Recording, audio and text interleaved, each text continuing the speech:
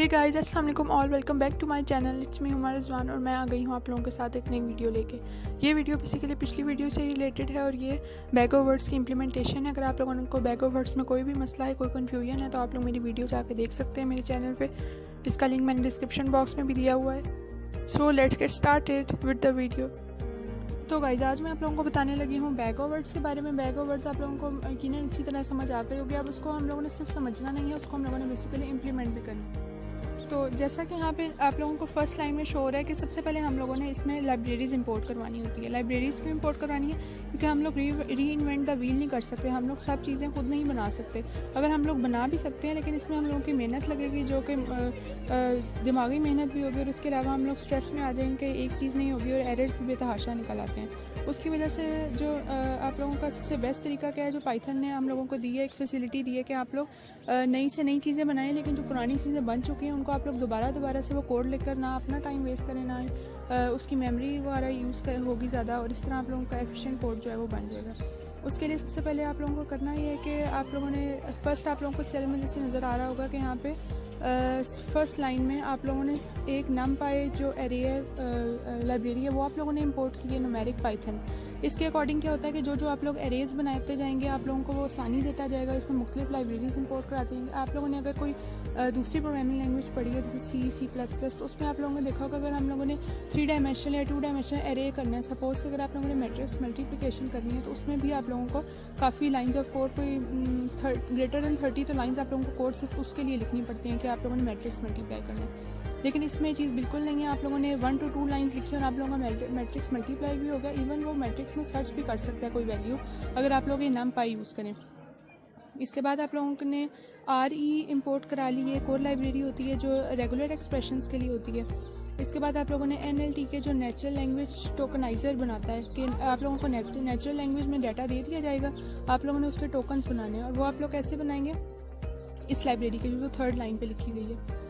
इसके बाद जो 4th लाइन पे वो भी लाइब्रेरी ही है, डाटा सेट्स की, जो लोड फाइल्स के लिए काम आती है, क्योंकि यहाँ पे हम लोगों ने कुछ फाइल्स लोडिंग भी करनी है, उसके लिए काम आती है। इसके बाद जो NLT के कॉर्पस है, उसमें कॉर्पस मीन्स कि आप लोगों का जो पूरी फाइल है, उस फाइल के अंदर आप लोगों को मैंने लास्ट लेक्चर में बताया, आप लोगों ने नहीं देखा मेरा लेक्चर तो आप लोग देख सकते हैं, वहाँ पे जाके आप लोगों को अपनी डिफ़िकल्टी ज़्यादा अच्छी क्लियर हो जाएंगी। जो आप लोगों की कन्फ्यूजन है आप लोग कमेंट सेक्शन में पूछ भी सकते हैं, तो I will soon entertain it. तो यहाँ पे स्टॉप वर्ड्स मीन्स कि वो वाले वर्ड्स जो आप लोगों को मॉडल को ट्रेन करने में यूज़ नहीं होंगे और जो जिनका कोई फ़ायदा नहीं है, तो उनको हम निकाल देंगे। उनको किस तरह निकालेंगे? अगर हम लोग कोडिंग के थ्रू निकालें और हम लोग स्टार्ट से सारा कुछ लिखेंगे तो हम लोगों को काफ़ी टाइम लग जाएगा। उसको बेहतर बनाने के लिए पाइथन ने एक लाइब्रेरी इंट्रोड्यूस कराई है और वो ये वाली है। उसके बाद हम लोगों ने पांडास भी इंपोर्ट करा लेना है। पांडास भी जो है वो उसी के लिए होते हैं, एरेज बिल्डिंग के लिए और न्यूमेरिक प्रेडिक्शन के लिए होते हैं। इसके बाद जो लास्ट 2 लाइन्स हैं, ये वाले आप लोगों के, जो मैंने आप लोगों को बैग ऑफ वर्ड्स का लेक्चर डिटेल में समझाया था, उसके अंदर मैंने इन दोनों चीज़ों का नाम लिया था, लेकिन इसके मैं इंशाल्लाह डिटेल लेक्चर आप लोगों के साथ शेयर करूँगी ज़रूर। ये भी दोनों उसी के लिए हैं कि आप लोगों ने बैग ऑफ वर्ड्स तो समझ लिए, लेकिन उनको इम्प्लीमेंट कैसे करेंगे उसकी 2 तरीके हैं। उसको या तो आप काउंट वेक्टराइजर के थ्रू कर सकते हैं, या तो आप TF IDF यानी कि term frequency, inverse document frequency, इन दोनों के थ्रू कर सकते हैं। तो मैंने इन दोनों को यूज़ किया हुआ है और इन दोनों के थ्रू जो है एक्यूरेसी फाइंड की थी, तो मुझे पता चला था कि काउंट वेक्टराइजर जो है लास्ट लाइन में, इससे एक्यूरेसी अगर हम निकालें बैग ऑफ वर्ड्स और फिर एक्यूरेसी निकालें तो वो ज़्यादा अच्छी आती है बनिस्बत TF IDF के। तो मैंने इन दोनों को यूज़ किया, लेकिन आप एक को भी यूज़ करके निकाल सकते हैं। इसके बाद जो सेकंड सेल है, फर्स्ट सेल आप लोग रन करेंगे वो हो जाएगा। ये सारा जो कोड है वो आप लोगों को जुपिटर नोटबुक में दिया गया है। अगर आप लोग किसी और सॉफ्टवेयर पे पाइथन के करना चाहते हैं तो मोस्ट वेलकम, आप लोग वहाँ पे भी कर सकते हैं। सेकंड सेल में आप लोगों को, इनको सेल्स कहा जाता है बेसिकली। सेकंड सेल में आप लोगों को कोई वेरिएबल इनिशियलाइज़ करा लिया। उसको किस तरह इनिशियलाइज़ कराया? PD बेसिकली जो है वो पांडा जो लाइब्रेरी है उसका हम लोगों ने वेरिएबल बना लिया, इंपोर्ट पांडाज एज PD, तो उसका वेरिएबल हम लोगों ने बना लिया। और CSV फाइल बेसिकली हम लोगों ने रीड करवानी है। अगर आप लोगों को इसमें कन्फ्यूजन है CSV और एक्सेल फाइल में, तो आप लोग मेरा लेक्चर देख सकते हैं, उसमें मैंने आप लोगों को बताया कि क्यों बड़े डाटा को जैसे बड़े डाटा को हम लोग CSV में क्यों इंपोर्ट कराते हैं, यूज़ करते हैं, हम लोग एक्सेल शीट्स क्यों नहीं यूज़ करते, हालांकि वो तो ईजी है ज़्यादा, लेकिन वो आप लोग मेरे लेक्चर देख सकते हैं पुराना प्लीज़। और इसके बाद जो 3rd सेल है, इसमें डाटा इंपोर्ट हो जाएगा। 3rd सेल में हम लोगों के पास बेसिकली जो मेरे केस में डाटा था, उसमें हम लोगों के 5 कॉलम्स थे, मतलब 5 एट्रीब्यूट्स। लेकिन हम लोगों ने जब भी कोई डिटेक्शन करनी होती है, हम लोगों ने देखना होता है कि सबसे मेन जो मेजर कॉलम है जो इसकी प्रेडिक्शन में यूज़ होगा, वो हम लोगों ने लेना है। तो हमारे बेसिकली 4 कॉलम जो थे वो यूज़ हो रहे थे एज एन इनपुट, और जो पांचवा था यानी कि लेबल जो था जिसने प्रिडिक्ट करना था वो हमारा मेन था। तो हम लोगों ने मेन को जो है जो इंडिपेंडेंट था वो हम लोगों ने बाय रख लिया, और जो डिपेंडेंट वेरिएबल्स थे सारे उनमें से एक को जो बेसिकली टेक्स्ट होता है वो हम लोगों का डिटेक्ट करने के लिए मेन था, तो इसलिए हम लोगों ने उसको एक्स में सेव करवा लिया। और बाकी जो चीज़ें थी वो हम लोगों की ऑप्शनल थी, वो हम लोग नहीं यूज़ कर रहे थे।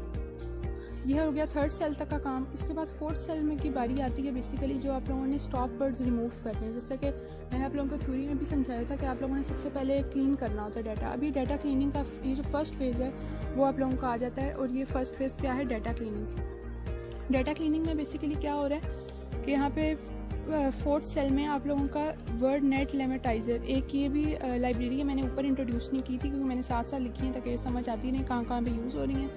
यहाँ पे वर्ड नेट लेमेटाइजर एक लाइब्रेरी है जो कि NLTK means natural language tokeniser जो बनेगा उसमें से आ रही है। स्टेमर एक वेरिएबल हो गया, और उसमें हम लोगों ने उसकी लाइब्रेरी में से जो रिजल्ट आ रहा है उसको हम लोगों ने किस में सेव करा दिया, स्टेमर में। Stemmer is basically a variable. तो यहाँ पे वर्ड नेट लेमेटाइजर जो है ये भी उसके वोकेबलरी को इन्हेंस करने के लिए होता है, वोकेबलरी बिल्डिंग के लिए होता है ये भी यूज़, और यहाँ पे हम लोग इसको यूज़ कर रहे हैं। फिर यहाँ पे फिफ्थ सेल की बात करें तो यहाँ पे भी रिमूव करें स्टॉप वर्ड्स को, और स्टॉप वर्ड्स को रिमूव जिस तरह आपने करना है तो मैंने यहाँ पे ऊपर दो वेरिएबल्स दिए थे एक्स एंड वाई, तो आपने इन दोनों में जो है वो बारी बारी लगाना है। स्टॉप वर्ड्स आप लोगों ने इसमें से रिमूव करना है दोनों में से।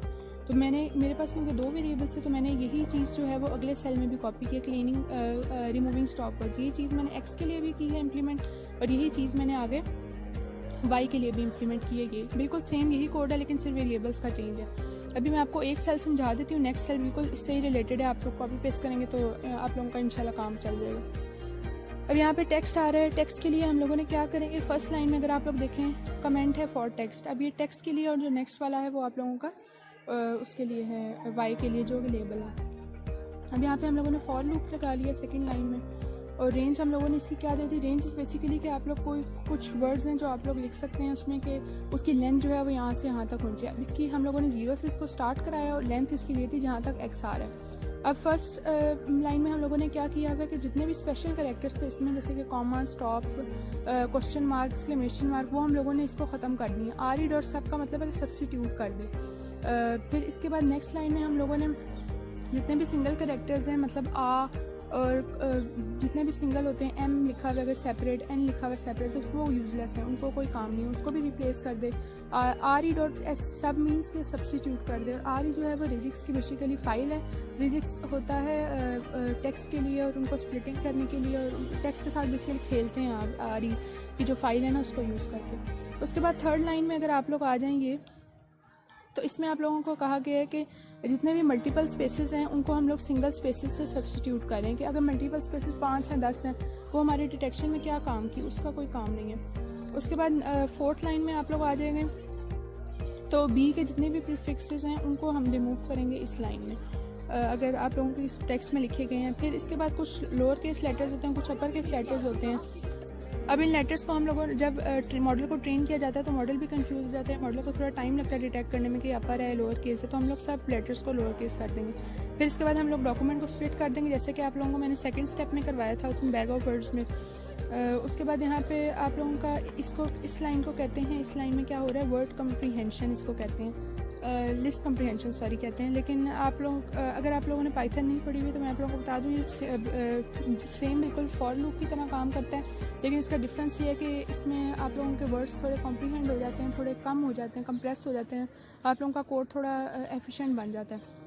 अगर आप इसके बरक्स फॉर लूप लिखेंगे तो 2 से 3 लाइन्स लेगा, लेकिन इसने एक ही लाइन में इनिशियलाइजेशन भी कर दी और साथ में फॉर लूप भी स्टार्ट कर दिया। फिर हम लोगों ने डॉक्यूमेंट जो हमारे, मैंने आप लोगों को बताया था कि हर लाइन इज़ अ डॉक्यूमेंट। अब हर लाइन को आप लोगों ने साथ ज्वाइन भी तो करना है ना, जब आप लोग उसको मॉडल को देंगे, मॉडल को आप लोग ट्रेन करेंगे, तो इसी तरीके को हम लोग करने के लिए यहाँ पे डॉट ज्वाइन का कमांड यूज़ कर रहे हैं पाइथन से ही रिलेटेड। और इसके बाद डॉक्यूमेंट एक्स डॉट अमेंड, मतलब जो हमारा मेन डॉक्यूमेंट, ये डॉक्यूमेंट सिंपल है कि डॉक्यूमेंट उठा रहे हो, डॉक्यूमेंट अंडरस्कोर एक्स जो है वो पूरा डॉक्यूमेंट उठा रहा है जो एक्स से रिलेटेड है, उसको हम लोग अपेंड कर देंगे। Same is the case with next cell, जो नेक्स्ट सेल है उसमें भी सेम यही चीज़ हो रही है, मैं आप लोगों को नहीं बताऊंगी, बल्कि आप लोग खुद समझें। अगर कोई आप लोगों को क्यूरीज है तो आप लोग कमेंट करके काइंडली